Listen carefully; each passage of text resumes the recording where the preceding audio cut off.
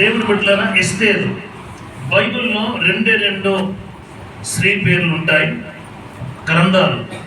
మొదటి గ్రంథం ఏంటి చెప్పండి? చెప్పండి. స్త్రీలకు ఎక్కువ తెలుస్తుందంటే చదువుతారు కాబట్టి. ఏ గ్రంథం? పురుషుడు చెప్పాలి. ఎస్తేరు గ్రంథం.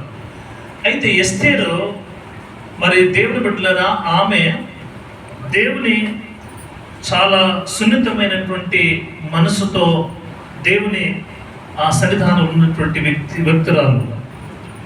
ఆమె చిన్నతనంలో మరి ఆమె కొన్ని పేర్లకు అర్థాలు కూడా మనం చూడగలుగుతాం ఇందులో. ఇందాక మనం చూసినాం, ఆమె ఎస్తేరు నక్షత్రం అని, ఆ తర్వాత చాలా మరి అదస్స అని, ఆ తర్వాత పరిమళ చెట్టు అని, రకరకాల పేర్లతో ఆ బిడ్డ పిలువబడ్డది. అయితే ఈమె తల్లిదండ్రులు లేనిదై ఉన్నది. వారి యొక్క చిన్న ఆయన అంటే పిన తండ్రి, అన్న తమ్ముడు మార్దకై పెంచుకున్నటువంటి బిడ్డ. అంటే తల్లిదండ్రులు లేకపోతే ఈ మార్దకై తన దగ్గర తీసుకొని చిన్నప్పటి నుండి పెంచి పోషించి సంరక్షించాడు. అయితే మరి ఈ యొక్క ఎస్తేరు తన జీవితంలో చాలా మంచి నాయకురాలుగా తీర్చబడ్డది. ఎస్తేరు దేవుని మీద ఆధారపడ్డది. తర్వాత ఎస్తేరు చాలా ఒక త్యాగముతో కూడినటువంటి బిడ్డగా ఉంది. తర్వాత రాజు దగ్గరికి వెళ్ళడానికి ఆమె చాలా త్యాగం చేసి పోరాడినటువంటి బిడ్డ. సో ఎస్తేరు, ఈ ఎస్తేరు చాలా మరి దేవుని బిడ్డరా, ఒక తల్లిదండ్రులు లేని అయినప్పటికీ మరి మోర్దెకై ఒక గేట్ కీపర్, అంటే గేట్ దగ్గర కూర్చుండి మరి ఉన్నటువంటి వ్యక్తిగా ఉన్నాడు. ఆయన చాలా దేవుని యందు భయభక్తులు కలిగిన వాడు మోర్దెకై. ఈ మోర్దెకై దేవునితో సహవాసముతో దేవునిలో ఉన్నటువంటి వ్యక్తి కనుక ఆయన మరి ఆ కాలంలో యూదులు అంటే అహష్వేరోషు రాజు, పర్షియా దేశస్థుడైనటువంటి రాజు, ఆయన ఆ కాలంలో ఏలుతున్నాడు. అహష్వేరోషు రాజు ఏలుతున్న సందర్భంలో ఎదిగో ఆ రాజు తనకు ఒక భార్య ఉంది, రాణి వస్తి. ఆమె రాజు యొక్క మాటను గద్దించిన అంటే వినప్పుడు, వ్యతిరేకించినప్పుడు ఆమెను పక్కబెట్టి యువరాణిగా దేవుడు దాదాపు మంచి శ్రేష్టమైనటువంటి కన్యకల్లో ఈమె మంచి శ్రేష్టమైనటువంటి బుద్ధి కలిగినది. తన రూపము, తన భయము, తన భక్తి అంతా కూడా దేవునిలో ఉన్నటువంటి బిడ్డ. అయితే ఇప్పుడు ఒక తన కింద ఉన్నటువంటి మంత్రి ఆమాను అహష్వేరోషు కింద మంత్రిగా ఉన్నటువంటి వ్యక్తి. ఆయన తన రెండవ ఉంగరము తీసి తనకు పెట్టాడు. అప్పుడు వెంటనే ఇప్పుడు రాజ్య పరిపాలన చేసే మహారాజు అయినటువంటి అహష్వేరోషు ఇప్పుడంతా కూడా చూసుకునేది ఎవరంటే అంతా కూడా హామాన్ చూసుకోవాలి. దాదాపు ఈ 127 సంస్థానాలకు అందరికీ అన్ని ప్రాంతాల వారు ఈయనను గౌరవించాలి, ఈయనను ప్రేమించాలి, ఈయనకు నమస్కారం చేయాలి.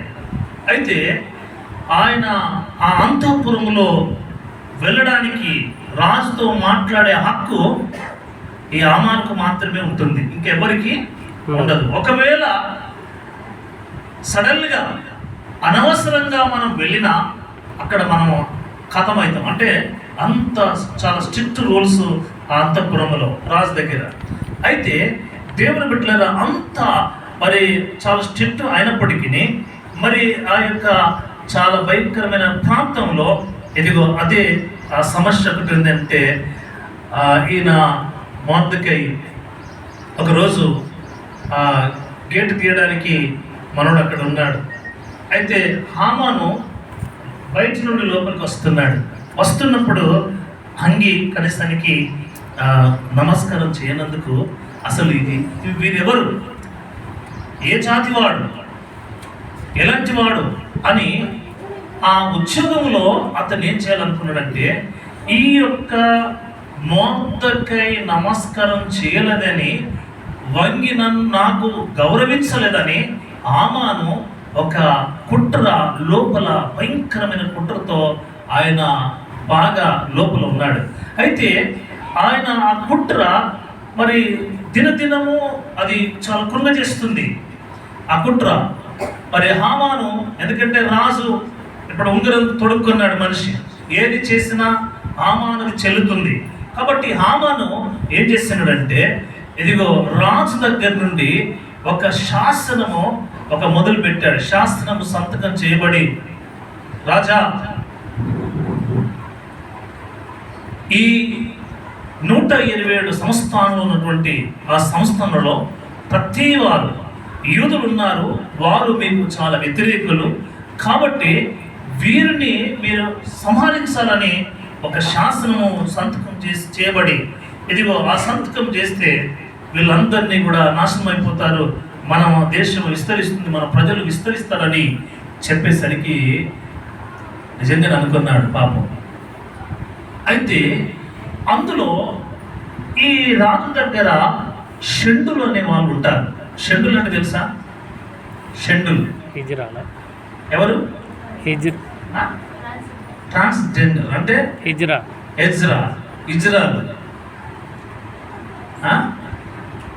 ఇజ్రాలో వారు మరొక భాష చెప్పాలంటే 3 భాషలు ఏంటిది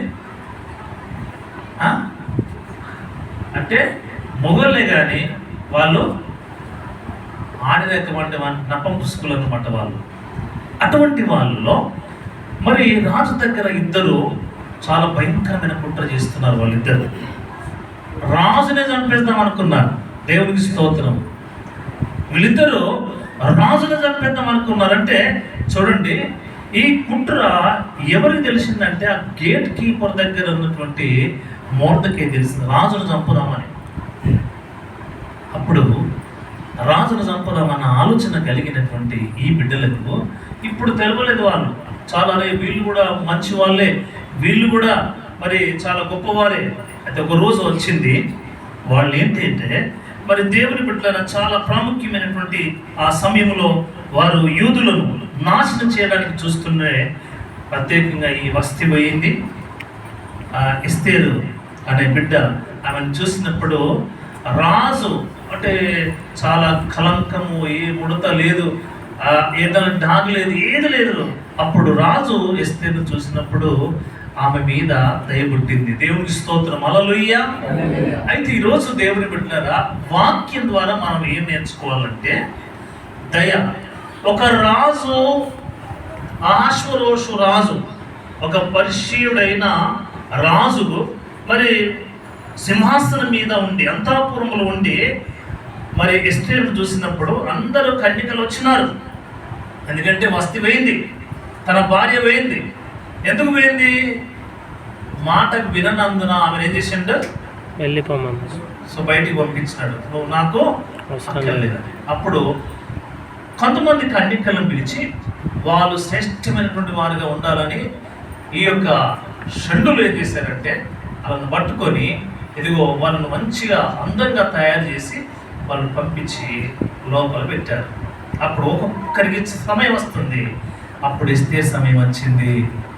అప్పుడు ఎస్తేరు ఎప్పుడైతే సమయం వచ్చిందో అప్పుడు ఎస్తేరు చూసినప్పుడు రాజుకి ఏం పుట్టింది? దయ. రోగం పుట్టిందా? ఏం పుట్టింది? దయ పుట్టింది. ఏం దయ? ఆమె మీద దయ పుట్టుడుతోనే అప్పుడు వెంటనే ఆమె దయ పుట్టిన తర్వాత అప్పుడు అడుగుతున్నాడు, అమ్మా మరి ఈరోజు దేవుని బిడ్డలారా, మరి ఈ యొక్క రాజు విషయంలో రాజుకు కానీ అక్కడ హామానుకు కానీ అక్కడ అధికారులకు కానీ ఇంకా ఎవ్వరికి తెలియకుండా తన జాతిని ఆమె కప్పిపెట్టింది. దేవునికి స్తోత్రం, హల్లెలూయా. ఏ జాతి? యోధ. ఏ జాతి? ఆ జాతి యోధా జాతి. ఎందుకంటే హామాను ఒక మరి రాజు దగ్గర నుండి ఒక శాసనం రాయించాడు. ఏం రాయించాడంటే, ఇదిగో యూదులందరిని నాశనం చేయాలి, యూదులందరినీ నాశనం చేయడానికి ఒక శాసనం తీసుకొచ్చినాడు. అయితే ఈ శాసనం తీసుకొచ్చిన తర్వాత అది వేగంగా వెళుతుంది. 127 సంస్థానాలకు వెళ్ళాలి, అందరికి వెళుతుంది. అప్పుడు వెళుతున్న సందర్భంలో మరి రాణిగా స్వీకరించి, అప్పుడు రాణి అడుగుతుంది, అయ్యా మరి రాజుని అడుగుతుంది, చాలా కొన్నిసార్లు విందుకు పిలుస్తుంది, కొన్నిసార్లు విందుకు పిలిచినప్పుడు ఆయన కూడా వస్తాడు. ఆ విందులో ఒక్కసారి చిన్న మాటలు మనం చదువుకుందాం. చూడండి, 2వ అధ్యాయము 15వ వచనం చదువుదాం.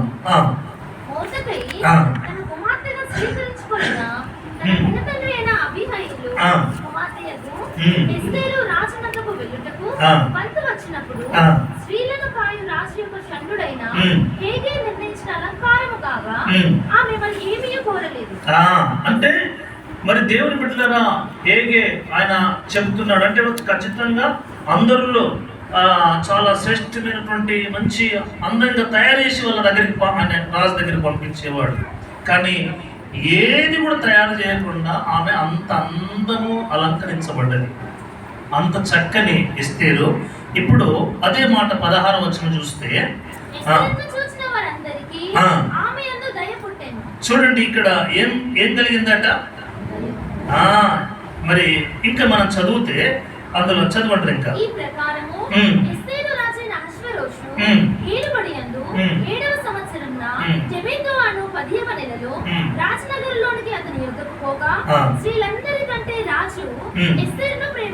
చూడండి, దేవుని బిడ్డలను ఎవరిని ప్రేమించలేని ఇదిగో రాజు ఎస్తేరును బహుగా ప్రేమిస్తున్నాడు.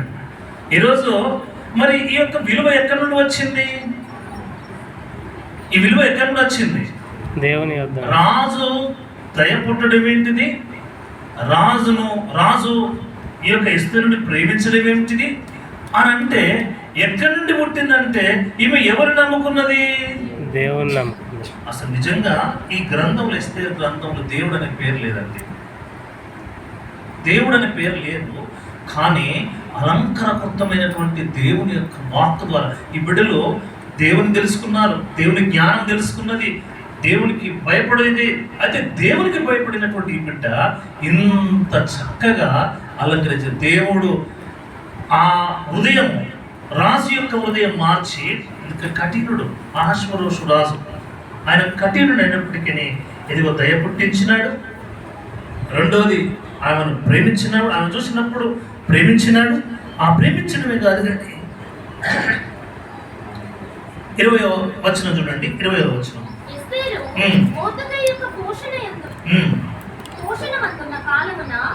చేసినట్టుగానే ఇప్పుడు అతని మాటకు ఆమె లోబడుచున్నది గనుక మోర్దెకై తనకు ఆజ్ఞాపించిన ప్రకారము ఎస్తేరు తన జాతినైనను తన వంశమునైనను తెలియజేయగా ఉండేది. చూడండి, మనం చెప్పుకుంటాం ఏ జాతి ఆ జాతి, ఈ జాతి ఆ జాతి అని చెప్పుకుంటాం. కానీ కొన్నిసార్లు మనం దయచేసి ఈ రోజుల్లో మన జాతిని, మన కులాన్ని మనం ఎక్కడ కూడా చెప్పకూడదు.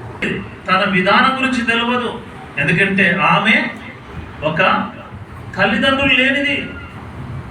కానీ మోర్దెకై పెంచుకొని సాది పెద్ద చేసి ఆ బిడ్డకు దేవుని మార్గం నేర్పించినటువంటి వ్యక్తిగా మోర్దెకై ఉన్నాడు.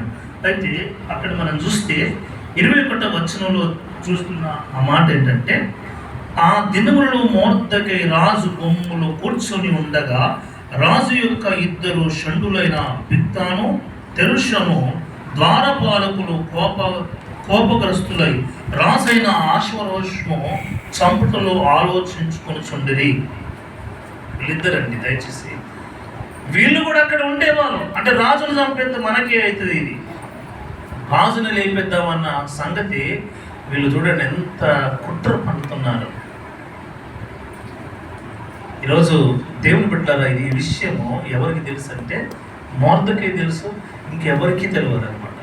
నర మాతృనికి తెలియదు. కాబట్టి అక్కడ చెబుతున్నాడు 3వ అధ్యాయం 2వ వచనం చూస్తే, కాబట్టి రాజగుమ్మంగానున్న రాజు సేవకులందరూ రాజాజ్ఞానుసారంగా మోకాళ్ళ నుంచి హామానుకు నమస్కరించి మోర్దెకై వంగకయు నమస్కారం చేయకయు ఉండగా. చూడండి దేవుని బిడ్డలారా, ఒక్కటి కూడా అందరూ అంగి నమస్కారం చేస్తున్నారు. వీనికి నేను ఎందుకు అందాలి అన్యునికి? హల్లెలూయా. హల్లెలూయా. అన్యునికి నేను ఎందుకు అంగి నమస్కారం చేయాలి? చాలా మంది ఏం చేస్తారు, నమస్కారాలు నమస్కారాలు ఎన్నో దండాలు పెడతాం. మనం మంచిదే, కానీ ఒక అధికారపూర్వకంగా ఒక ఈర్ష్యపూర్వకంగా ఉన్నాడు కనుక నేను ఆయనకి ఎందుకు పెట్టాలి? అవి అక్కడ చిన్న చిక్కు.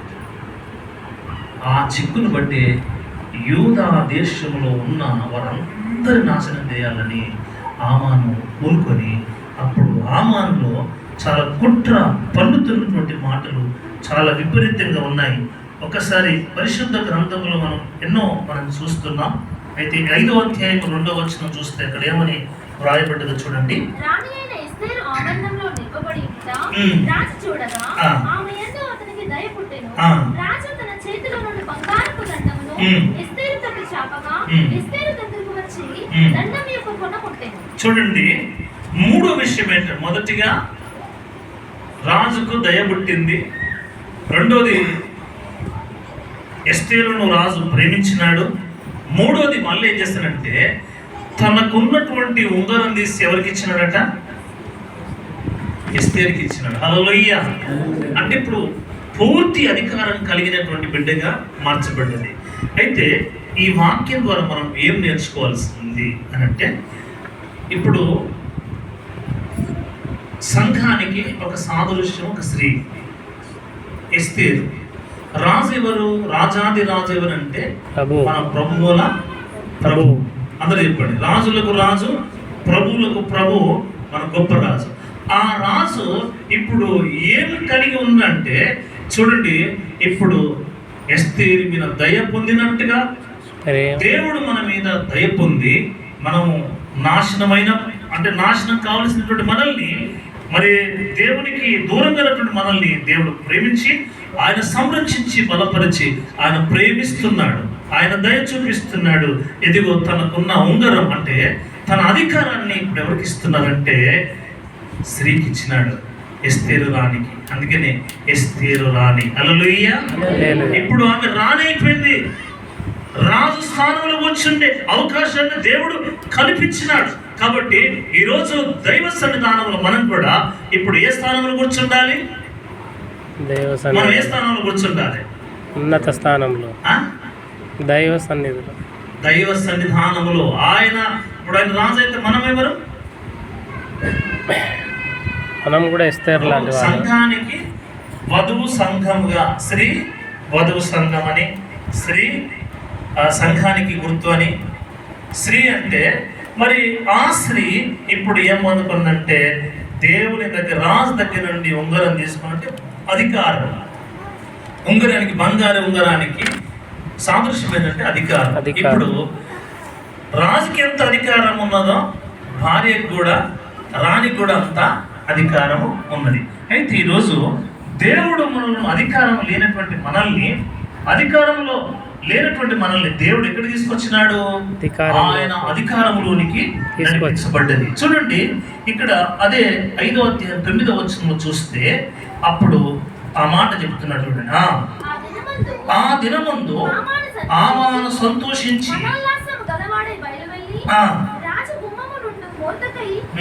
తను చూచెయు అతడు లేచి నిలవకయు కదలకయు ఉన్నందున మోర్దెకై మీద బహుగా కోపించెను. చూడండి, ఆ కోపం ఇంకా పోతలేదు, ఇంకా సంతోషిస్తున్నాడు. నాకు అధికారం ఉన్నది కదా, నాకు రాజు అధికారం ఇచ్చినాడు కానీ ఇష్టానుసారంగా చేయగలుగుతాను, నాకు నా చేతిలో ఇప్పుడు కీలు బొమ్మలాగా ఉండాలి వీడు అని. అది అప్పటికి కూడా ఆయన వంగుతలేడు, నమస్కారం చేస్తాడు. చూడండి ఎంత ధైర్యం, ఎంత దేవుని యొక్క ప్రేమ, దేవుని యొక్క శక్తి. రాజు దగ్గరికి పోవడానికి ఎస్తేరు ధైర్యం చేసింది, ప్రాణాన్ని కూడా లెక్క చేయలేదు. నేను నశించినా నశిస్తాను అని. కానీ నేను రాజుతో మీరు మాట్లాడాలి. ఎప్పుడైతే వెళ్ళిందో అప్పుడు దేవుడు ఒక కార్యం చేస్తున్నాడు. ఎప్పుడైతే ఈ విషయంలో రాణికి మోర్దెకై చెప్పిన మాట ఏంటంటే, ఎస్తేరు వీళ్ళ ఉన్నాడు, తప్పకుండా నువ్వు యూదుల కొరకు ప్రయాసపడు, వీరందరినీ నాశనం చేస్తానన్నాడు హామాను. మరి రాజు దగ్గర నుండి శాసనం తీసుకొచ్చింది. మరి రాజు దగ్గర నుండి శాసనం తీసుకొచ్చినప్పుడు రాణి ఏం చేయాలి? బ్రతిమలాడాలి రాజు. మళ్ళీ శాసనం మళ్ళీ ఉల్టపాట చేయాలంటే ఎవరి తరం కాదు. అంత భయంకరమైనటువంటి ఆ స్థితిలో ఉన్నప్పుడు దేవుడు ఆ బిడ్డను కాపాడి రక్షించి బలపరిచినందుకు ఇక్కడ మనం చూస్తున్నాం. చూడండి, హామాను చేస్తున్న 6వ అధ్యాయం 6వ వచనం చూడండి ఒకసారి. 6వ అధ్యాయం. రాజు ఆ. ధనపరచని అపేక్షించువానికి ఆ.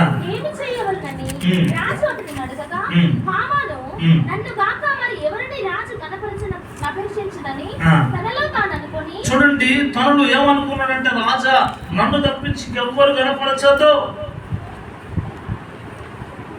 నన్ను తప్ప ఇంకెవ్వరిని గణపరచదు. కానీ లోపల తను అనుకున్నటువంటి మాట, కొన్నిసార్లు మనం అనుకుంటాం లోపల అనుకుంటా, నాకంటే ఎవరు గొప్పవారు, నాకంటే ఎవరు, నన్ను కాదు ఇంకా వాళ్ళనా అని లోపల ఆ గర్వం ఏం చేస్తుందంటే హామానును నాశనం తీస్తుంది. అంటే గర్వం వలన ఏం పుడుతుందట? నాశనానికి ముందు గర్వం పుడుతుంది. ఈ గర్వం ఇతనికి పుట్టి ఇప్పుడు ఏం చేస్తున్నాడంటే ఇతడు చివరికి తన జీవితాన్ని చాలిస్తాడు. చూడండి 7వ అధ్యాయంలో మనం చూస్తే అప్పుడు 2వ వచనం చూడండి, 7వ అధ్యాయం 2వ వచనం. రాజు ఆ. ఎస్తేరు రాణి, ఉమ్. నీ విజ్ఞాపన ఏమిటి? ఆ. అది నీకు అనుగ్రహింపబడును. చూడండి, 3 సార్లు 4 సార్లు అడుగుతాడు, అమ్మా నీ విజ్ఞాపన ఏంటిది, నీ మనవి ఏంటిది, నువ్వు ఏం చెప్పాలనుకున్నావు చెప్పు అది. అప్పుడు ఆమె చెప్తుంది వివరంగా. చూడండి, రాజ్యంలో ఆ. సగము మట్టుకైనను నీకు అనుగ్రహించదనని ఉమ్. 2వ నాడు ద్రాక్షరసము విందులో ఉమ్. ఎస్తేరుతో అనెను. ఉమ్. అప్పుడు రాణి అయిన ఎస్తేరు ఉమ్. ఈలాగు ప్రత్యుత్తరం ఇచ్చెను, ఉమ్. రాజా, ఉమ్. నీ దృష్టికి నేను దయ పొందిన దాననైన ఉమ్. ఎడల ఎడల రాజువైన తమకు ఉమ్. సమ్మతి అయితే ఉమ్. నా విజ్ఞాపనను బట్టి ఉమ్. నా ప్రాణమును ఉమ్. నా మనవిని బట్టి నా జనులను ఉమ్. నాకు అనుగ్రహింపబడుదురు కాక. చూడండి దేవుని బిడ్డలారా, ఇప్పుడు రాజు దగ్గర ఒక మనవి చేస్తుంది. ఏం మనవి చేస్తుంది? నా ప్రజలను యూదులను రక్షించడానికి ఆమె మనవి వేడుకుంటుంది. హల్లెలూయా, హల్లెలూయా, అందరూ చెప్పండి, గట్టిగా చెప్పాలి, హల్లెలూయా. హల్లెలూయా. ఇప్పుడు మనోని మనకు సాయం చేయలేదు. మీరేమనుకోవద్దు దయచేసి, బంధువులు మనకు సాయం చేస్తారు. కానీ అక్కడ ఎస్తేరు రాణి తన ప్రజల కొరకు యూదుల కొరకు రాజును రిక్వెస్ట్ బ్రతికులాడుకుంటుంది, విజ్ఞాపన చేస్తుంది. అమ్మా నీ మనవి ఏమిటి? రాజ్యంలో సగం భాగం కావాలంటే నీ ఇస్తా, నాకు ఈ సగం భాగం వద్దు, కానీ నా ప్రజలు క్షేమంగా ఉండాలి. హల్లెలూయా, హల్లెలూయా. నా ప్రజలు క్షేమంగా ఉండాలి, వారు క్షేమంగా ఉండటం కొరకై అయ్యా నీ సంఘంలో వేడుకొంచున్నానని చెప్పి అప్పుడు ఒక మాట చెప్తాడు. ఆ విందులో ఏమంటాడంటే 4వ వచనం చదవండి అమ్మా. సంహరింపబడుటకును ఆ. హతము చేయబడి నశించుటకును ఉమ్. నేనును నా జనులు కూడా అమ్మబడిన వారము. ఉమ్. మేము దాసులము గాను ఉమ్. దాసురాండ్రము గాను ఉమ్. అమ్మబడిన ఎడల ఉమ్. నేను మౌనముగా నుందును. ఉమ్. ఏలయనగా ఏలయనగా మా విరోధిని తప్పించుకొనుటకై ఉమ్. మేము రాజ్యముకు తమరిని ఆశ్రయపరచుట యుక్తము కాదు. ఉమ్. అందుకు రాజైన అహష్వేరోషు ఉమ్. ఈ కార్యము చేయుటకు తన మనసు దృఢపరుచుకున్నవాడు ఎవడు? వాడేడి? ఆ రాణి అని ఎస్తేరుని అడగగా వాడు అక్కడనే కూర్చున్నాడు. ఎక్కడున్నాడు వాడు? నిన్ను నాశనం చేస్తానని, నీ జాతిని నాశనం చేస్తానని అన్నవాడు ఎవడు? వాడు ఎక్కడున్నాడు? కోపము చాలా ఉగ్రంగా లేచింది. అప్పుడు ఏం చేస్తున్నాడంటే చూడండి, ఎస్తేరు మా విరోధియగు ఆ పగవాడు ఆ. దుష్టుడైన ఈ హామానే అనెను. చూడండి, హామాను దుష్టుడు. అప్పుడు యామాను ఎంతో సంతోషపడ్డాడు. వాళ్ళ నిజంగా భార్య కూడా చెప్పింది, ఆయన జోలికి పోకయ్యా, ఆ మూర్తకై జోలికి పోకయ్యా, ఆయనను ఏమనకయ్యా, నువ్వు నువ్వు మంత్రిగా ఉన్నావు, నీకు మంచిగా అధికారం ఉంది, కానీ ఆయన జోలికి పోకంటే ఆయన జోలికి, దేవుని బిడ్డ జోలికి పోతే ఏమైంది తెలుసా? ఉర్రికొయ్య ఎక్కిస్తానన్న, ఇదిగో హామాను దగ్గర ఇంటికొయ్య పేర్తలు పెట్టి ఇదిగో మొర్దెకైకి సిద్ధం చేసి పెట్టాడు. ఇదిగో ఆయన సిద్ధం చేసినటువంటి ఉరికొయ్య భార్య వారి పిల్లలు అడిగిన, ఇది కష్టమయ్యా, ఇది ఆయనతో పెట్టుకోవద్దని చెప్పినా కూడా వినలేదు. అయితే అప్పుడు హామాను వీడు ఏడేం చేశాడంటే, చూడండి ఇంకా చదవండి మాట.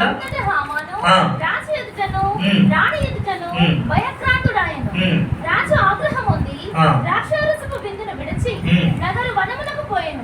అయితే రాజు తనకు ఏదో హాని చేయని హామాను తెలుసుకొని రాణి అయిన ఎస్తేరు ఎదుట తన ప్రాణము కొరకు విన్నపము చేయుటకై నిలిచెను. చూడండి, ఎవరినైతే చంపాలని తీర్మానం చేసుకున్నాడో, ఏ జాతినైతే తీర్మానం చేసుకున్నాడో ఆ జాతి స్త్రీ అయినటువంటి ఎస్తేరు దగ్గరికి వచ్చి ఎస్తేరు కాలు పట్టుకున్నాడు. దేవునికి స్తోత్రం కలుగునగా. హల్లెలూయా. హల్లెలూయా. తన ప్రాణం రక్షించడానికి ఎస్తేరు దగ్గరికి వచ్చి కాళ్ళు పట్టుకుని బ్రతుకులాడుతున్నాడు. అప్పుడు వెంటనే ఏం జరిగింది తెలుసా? అది చూసి నా రాణిని చేయి పట్టుకోవడానికి కూడా వీలుండదు. అప్పుడు ఇట్లా చేస్తామని అతను ఏం చేస్తున్నాడు చూడండి. చదవండి ఇంకా. నగర వనంలో నుండి ద్రాక్షారసపు బిందు స్థలమునకు రాజు తిరిగి రాగా ఎస్తేరు కూర్చుని ఉన్న శయ్య మీద హామాను పడి ఉండుట చూచి, వీడి ఇంటిలో నా సముఖము ఎదుటనే రాణిని బలవంతము చేయునా అని చెప్పెను. ఆ మాట రాజు నోట రాగానే బంటులు హామాను ముఖమునకు ముసుగు వేసిరి. రాజు ముందర నుండు షండులలో హర్బోనా అనొకడు, ఏలినవాడా చిత్తగించుము, రాజు మేలు కొరకు మాటలాడిన మొర్దెకైని ఉరితీయుటకు హామాను చేయించిన 70 మూరల ఎత్తుగల ఉరికొయ్య హామాను ఇంటి యొద్ద నాటబడి ఉన్నదనగా రాజు దాని మీద వాని ఉరితీయుడని ఆజ్ఞ ఇచ్చాడు. కాగా హామాను మొర్దెకైకి సిద్ధము చేసిన ఉరికొయ్య మీద వారు అతనినే ఉరి తీసిరి. దేవునికి స్తోత్రం. అంటే వాస్తవంగా చెప్తున్నాము, దేవుని బిడ్డల జోలికి వస్తే ఏమైతే తెలుసా అమ్మా? దేవుని బిడ్డలకు ఈయనేం చేయాలి? తల్లి వాళ్ళ భార్య కూడా ఒప్పుకున్నది, అరే ఆయన జోలికి పోకయ్యా. పిల్లలు అన్నారు వాళ్ళ జోలికి పో, వాళ్ళతో పెట్టుకోకన్నది. అంతే. ఎట్టి పరిస్థితుల్లో వారి నాశనం చేసిన కుట్ర, దుష్టుడైనటువంటి హామాను నాశనం చేయాలని ఇష్టపడుతుంది. అయితే ఈరోజు దేవుని బిడ్డగా దుష్టుడు సాతాను అనేవాడు మనం నాశనం చేయాలని చూస్తున్నాడు. కాబట్టి ధైర్యంగా మనం ముందుకు వెళ్ళాలి. దేవుడు తప్పకుండా మన జీవితంలో ఒక శాశ్వతమైనటువంటి బలం, ఇదిగో మొర్దెకై దేవుడు మళ్ళీ తిరిగి అదే ఉంగరం, రాజు ఉంగరం అతనికి పెట్టేసినారు. హల్లెలూయా. మరి ఆ ఇల్లు పెద్ద భవనం ఇచ్చినాడో ఆ భవనం మళ్ళీ ఎవరికి అయింది? మొర్దెకై అయింది. దేవుని బిడ్డలారా, ఈరోజు మొర్దెకై కుట్ర ఏమాత్రంలో పని చేయలేదు. మరి నాశనం చేస్తానన్నటువంటి మాటలన్నీ కూడా ఇదిగో వాటన్నిటిని దేవుడు వెనుకకి లాగి వేసినాడు. అతన్ని నాశనం తెచ్చి చివరికి తనకు తానే మరి అతడు ఉరివేయబడ్డాడు.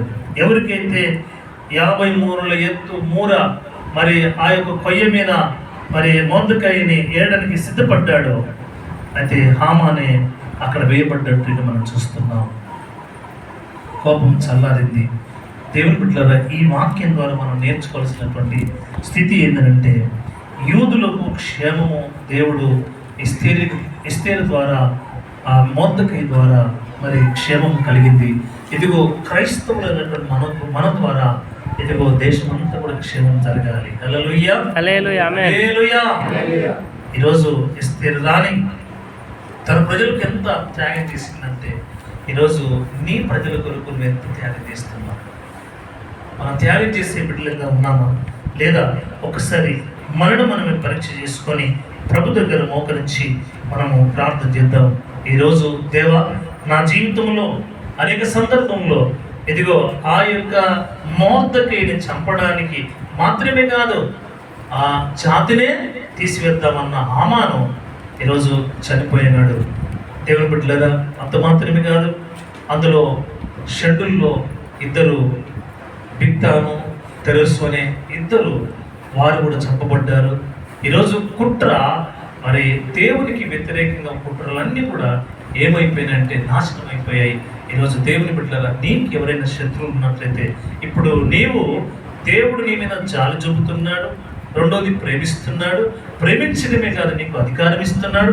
అధికారమే కాదు, దేవుడు నిన్ను ఉన్నతమైన స్థానంలో నిలబెట్టాడు. అంత మాత్రమే కాదు, ఇదిగో ఈ యొక్క మొర్దెకై కూడా దేవుడు ఒక అధికారం పొందినాడు. ఈరోజు అంత అధికారము దేవుడు మనకిచ్చినాడు. అలాంటి అధికారం దేవా నా జీవితంలో మా జీవితంలో పొందుకొని ముందుకు సాగే కుటుంబంలో మనం సిద్ధపరచమని ఈరోజు ఎస్తేరు రాని విషయంలో ఆమె చరిత్ర గురించి ఎన్నో ఉన్నాయి. మనం ఒకసారి తరలు వచ్చి కళ్ళు మూసుకొని ఎస్తేరు రాని మనం జ్ఞాపకం చేసుకుందాం. ఎస్తేరు రాని చాలా విధేయురాలు, ఎస్తేరు రాని చాలా నమ్మకమైనది. ఎస్తేరు త్యాగం చేసినటువంటి ఒక బిడ్డ స్త్రీ, మరి భయపడిన స్త్రీ. అలాంటి స్త్రీలుగా మనం ఉన్నామా? మరి అలాంటి పురుషులుగా మనం ఉన్నామా? ఒక్కసారి త్యాగం చేసే బిడ్డలుగా మనం ఉండాలని ప్రభు కోరుతున్నాడు. ఈ సందర్భంలో అందరి తరలు ఉంచి కళ్ళు మూసుకొని మనము ప్రార్థన చేసుకుందాం.